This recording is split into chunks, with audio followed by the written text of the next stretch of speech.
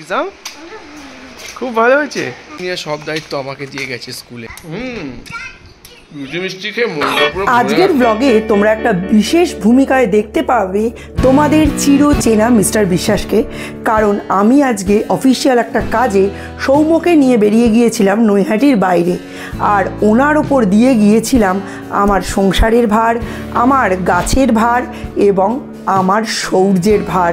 দেখা যাক গৃহকর্ম নিপুণ মিস্টার বিশ্বাস কিভাবে দায়িত্বের সঙ্গে সেই দায়িত্বগুলো পালন করে। অসম্ভব সুন্দর একটা দিন। এই রকম দিন হচ্ছে আমার একেবারে মনের মতো। মিস্টার বিশ্বাস অফিস যাচ্ছেন না, বাড়িতে আছে প্রচুর কাজ, কিন্তু ওয়েদারটা এত সুন্দর, এত রোম্যান্টিক। জাস্ট দেখো কি দারুণ একটা মেঘলা মেঘলা ওয়েদার। আর এই রোম্যান্টিজমের ধুনো দিতে তৈরি হয়ে গেছে আরও একদল বন্ধু। এই যে আমার বাড়ির ইয়েলো অলিয়েন্ডার, কলকে ফুল। এটা করবীরই আরেকটা জাত, কিন্তু এইটা এত সুন্দর গাছ ভরে ফুটেছে, আমার ভীষণ ভালো লাগছে।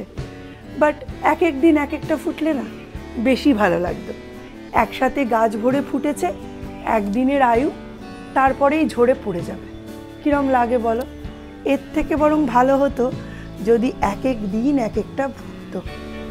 আর তোমরা পাচ্ছ না, আমি এর কাছে গেলেই একটা দারুণ গন্ধ পাচ্ছি। সোদা সোদা মাটির গন্ধ, ছোটবেলার গন্ধ, শৈশবের গন্ধ। দাঁড়াও, সেই গন্ধের গল্পে আজকে আসি। Welcome back to Zinia blogs family. Zinia ব্লগসের প্রতিটি সদস্যকে এত সুন্দর একটা ওয়েদারে অনেক অনেক ওয়েলকাম। আশা করছি তোমরা সকলে ভালো আছো, আমরাও ভালো আছি। ব্যস্ত আছি কিন্তু ভালোই আছি। তো আজকে তোমাদের একটা গল্প শোনাবো ব্লগের একেবারে শুরুতেই। সেটা হচ্ছে আমার ছোটবেলার গল্প, আমার শৈশবের গল্প। কলকে ফুলের মা বলতো কোনো গন্ধ নেই। বইয়ের পাতায় তোমরাও পড়েছো কলকের কোনো গন্ধ নেই। কলকে হচ্ছে একটি গন্ধবিহীন সুন্দর ফুল, তবে গাছটি বিষাক্ত এবং ফলটি বিষাক্ত। করবীর প্রত্যেকটি গাছ এবং ফল সবই বিষাক্ত, সেটা হলুদ হোক, সাদা হোক, লাল হোক বা গোলাপি। কলকে তো করবীরই একটি জাত, তাই করবীর মতোই কলকেরও কিন্তু ফল এবং আঠা দুটোই খুব বিষাক্ত। জীবজন্তুদের পক্ষে বা ওই আঠা লাগা হাত যদি চোখে দাও, মানুষ অন্ধ অবধি হয়ে যেতে পারে, এতটাই বিষাক্ত। তো ছোটোবেলার কথা বলতে বলতে এই কথাগুলো কেন বলছি? এই সব জিনিস শিখিয়ে পড়িয়ে গরমকালের ছুটিতে মা আমাদের নিয়ে যেত মামার বাড়ি। আর এই মামার বাড়িতে, মামার বাড়ির পরে স্কুল বাড়ির মাঠ পেরিয়ে একটা কলকে ফুলের গাছ ছিল, একটা সুন্দর কলকে ফুলের গাছ। দেখেই মনে হতো মাথায় হলুদ রঙের মুকুট পরে রয়েছে, আর তার সামনেটা একটা হলুদ গালিচা বেছানো। আমার মামার বাড়ি হচ্ছে পলাশী মাঝিপাড়ায়। পলাশী মাঝিপাড়া অবৈতনিক বিদ্যালয়, প্রাথমিক বিদ্যালয়। তার মাঠ পেরিয়ে একটা ছোট্ট উঁচু রাস্তা, আর তার সেটা পেরিয়েই একদম স্কুল বাড়ির কোণ ঘেঁষে একটা কলকে ফুলের গাছ। সেই গাছটা ঘিরে থাকতো আমার প্রবল উত্তেজনা আর মায়ের প্রচণ্ড চিন্তা।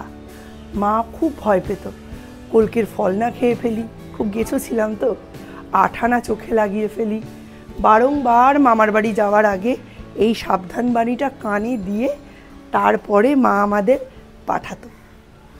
কিন্তু ভবি ভোলবার নয়, ওই স্কুল বাড়ির উঠোনেই ছিল আমাদের যাবতীয় কার্যকলাপ। স্কুল শেষ হয়ে যাওয়ার পরে ওই উঠোনে আমরা খেলা করতাম। ভাঙা জানলার খোপ দিয়ে ঢুকে সরকারি বইগুলো উল্টে পাল্টে দেখতাম। স্নানের সময় ওখানকার চিপা কল ধরে টেনে ঝুলে পড়তাম।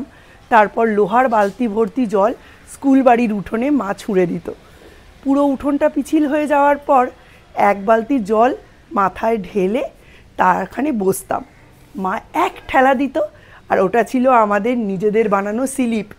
বারান্দার এক প্রান্ত থেকে অন্য প্রান্ত পিছলে চলে যেতাম, মানে পাছায় পিছলে। ওটাকেই আমরা স্লিপ বলতাম তখন। সেই সব দিনগুলোর কথা খুব মনে পড়ে। ওই স্কুল বাড়ির চাতালেই সুপুরির খোলের ওপর বসিয়ে মা আমাকে হিড় করে টেনে নিয়ে যেত। ওটা ছিল আমাদের গাড়ি। এই সমস্ত ছোটোবেলার সঙ্গে ওই কলকে ফুলের গাছটা একদম ওতপ্রোতভাবে জড়িত। সেই দিনগুলোর কথা আমি এখনও ভুলতে পারি না। কলকের মায়ায় সেই তখন থেকেই আমি জর্জরিত। মা বারংবার বলে দেওয়া সত্ত্বেও যখন মামার বাড়ি গিয়ে দুষ্টুমি করে মার খেতাম, মনে হতো এই কলকের ফলটা খেয়ে সুইসাইড করি। কিন্তু কোনোদিন ডিপ্রেশন বলে শব্দটা তখন মাথায় আসেনি। শব্দটা চিনেছি তাই ডিপ্রেশন আসে, নইলে শব্দ না জানলে ডিপ্রেশনও আসতো না। মানসিক অবসাদ কি আমরা জানতাম না। আমাদের কাছে ছোটোবেলাটা এই রকমই মজার ছিল। এখন যারা ছোট আছো, পরে বড় হবে, দেখবে এখন যেটাকে দেখে মনে হচ্ছে অবসাদ, ডিপ্রেশন, পরে সেটাকে মজা বলে মনে হবে। এইটাই হচ্ছে ছোটোবেলার মজা। পলাশী মাঝিপাড়া অবৈতনিক বিদ্যালয়, এই যে শব্দটা এখন শুনতে খুব ভারী লাগছে, বাট এখন যখনই আমি আমাদের এখানে বাপিদার সমস্ত কার্যক্রম দেখি পলাশীতে, মাঝিপাড়ায়, মানে পার্থ ভৌমিকের, তখন আমার মনটা এক ছুটে আমার মামার বাড়িতে চলে যায়। এখন অনেক দিন যাওয়া হয় না, মা মারা যাওয়ার পরে তো আর যাওয়াই হয়নি। লাস্ট যাওয়ার চান্স এসেছিল 2020-তে, যখন আমার শাশুড়ি মা মারা গেলেন। আমার মামাতো ভাইয়ের তখন বিয়ে ছিল, মামা নিমন্ত্রণও করে গিয়েছিল, বাট আমার শাশুড়ি মা মারা যাওয়াতে আর যাওয়া হয়নি। আর তারপর তো সংসারে জড়িয়ে পড়িয়ে আর যাওয়াই হয়নি। কিন্তু ছোটোবেলাটা ওইরমই ছিল। ওই স্কুলে প্রচুর পরিমাণে SC STদের ভিড় ছিল, মুসলিম বহু স্টুডেন্ট ছিলেন, অনেক সাঁওতাল বা শিডিউল্ড ট্রাইবরা ছিলেন। মনে হতো আমি নাম ডাকার খাতাটার দিকে হাঁ করে তাকিয়ে থাকতাম। ওই বারান্দাটাতেই বসে বসে নাম ডাকা হতো, বেবি মুর্মু, সুজাতা হাঁসদা, আর বলতো উপস্থিত উপস্থিত। খুব মজা লাগতো। আর তারপরে বাচ্চা কাচ্চারা যখন দল বেঁধে স্কুলে যেত, তখন ওই বলতো হিজুমে হিজুমে। সাঁওতালি ভাষায় হিজুমে মানে হচ্ছে তাড়াতাড়ি চল, তাড়াতাড়ি চল। ওড়িয়াতে যেমন বলে ধাইকিরিকিরি, ঠিক সেই রকম হিজুমে হিজুমে বলতো। বর্ষাকালে পুরো মাঠটা জলে ভর্তি হয়ে যেত। ওখানে আমরা মাছ ধরতাম। আর একটু যখন জল হতো, মানে জল কাদা, ওপরে একটু জল, তখন বাতাবি লেবু দিয়ে ফুটবল খেলতাম। এই কলকে ফুলের গাছটা ছোটোবেলার সেই পুরো স্মৃতিটাকে আঁকড়ে ধরে আছে। কোথাও আমায় খোঁজ পাওয়া যাচ্ছে না। খোঁজ করতে করতে গেলে দেখা যেত আমি ওই গাছের তলায় নিচু হয়ে বসে কলকে ফুল পোড়াচ্ছি। এই হচ্ছে সেই আমার অজানা ছোটোবেলা।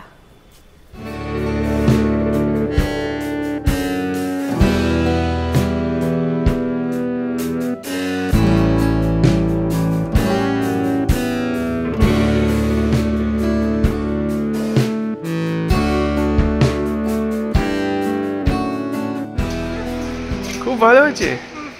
ও কি দিয়েছ লিখতে? কাউন্টিং। আচ্ছা, লিখেছো সব? সব ভালো করে লিখেছো? তুমি তো খুব ভালো ছেলে। চলো বাড়ি যাই। আজকে দেখো সূর্য আমার সাথে স্কুলে, জিনিয়া গেছে সৌম্যকে নিয়ে স্কুলে, এখন সূর্যের দায়িত্ব আজকে আমার, আমি নিয়ে যাচ্ছি। সূর্য হাই বলেছো? খুব মজা আছে। আজকে জিনিয়া সব দায়িত্ব আমাকে দিয়ে গেছে স্কুলে। সূর্যকে খাওয়ানো, সব কিছু করানো, স্নান করানো, সবই আমাকে করতে হবে আজকে। দেখি চলো, দেখি কীভাবে করি। চলো, এই যে সূর্যকে নিয়ে এসেছি, এখন সূর্যকে খাওয়াবার পালা। জিনিয়া এখানে রুটি বানিয়ে গেছে, সুন্দর রুটি করে দিয়ে গেছে। এখন ওকে খাওয়াতে হবে। কীভাবে খাওয়াবো সেটাই ভাবছি। ও মনে হয় 2টো রুটি খাবে, প্রথমে একটা দিই, তারপরে যদি এটা কমপ্লিট করে, সঙ্গে জগত্তারিণীর মিষ্টি, আমাদের এখানে খুব বিখ্যাত একটা দোকান। জগত্তারিণী আর মিষ্টি এনেছে এই কারণে যে সূর্য মিষ্টি খুব খেতে খুব ভালোবাসে। অ্যাকচুয়ালি তুমি খুব ভালোবাসো না? সেই জন্য মিষ্টি আর রুটিও তাড়াতাড়ি খেয়ে নেবে, ওই আশায় আমি মিষ্টি নিয়ে এলাম। আর আমারও মিষ্টি খেতে খুব ভালো লাগে, কিন্তু আমার যেহেতু ডায়াবেটিকটা একটু বেড়ে গেছে, ডায়াবেটিসটা, এই জন্য আমি মিষ্টি খাওয়া এখন একটু কম করে দিয়েছি। সূর্য খেয়ে ভালো মিষ্টি, মা বলে গেছে সব খেয়ে নিতে, কিন্তু সব খেয়ে নিও, নাহলে মা আমাকে এসে আবার বকাবকি করবে। ওটা আমি ছিঁড়ে দিই ছোটো ছোটো করে, ছোটো ছোটো করে ছিঁড়ে দিলে তুমি ভালো করে খেতে পারবে। ছোটো ছোটো করে ছিঁড়ে দিই। এই ছোটো ছোটো করে ছিঁড়ে দিই, তাহলে ও খুব ভালোভাবে খেয়ে নেবে। আর ওর মোবাইল সঙ্গে আছে সব সময় দেখার জন্য। এখনকার সব বাচ্চারা ওই মোবাইলের প্রতি একটা অ্যাট্রাকশন, কিছু বলার নেই। তো চলো তাড়াতাড়ি খেয়ে নাও।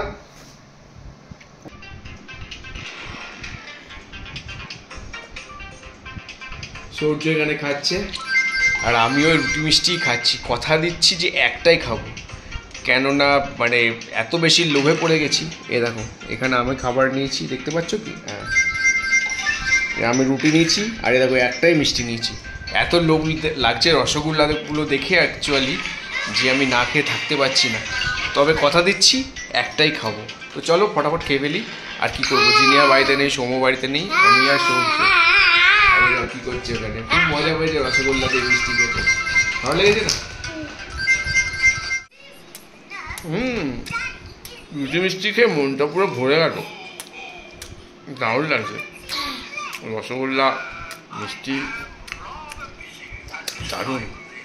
আরও দেখে দেখো টাটা করছে, ও মজা পাচ্ছে। খেয়ে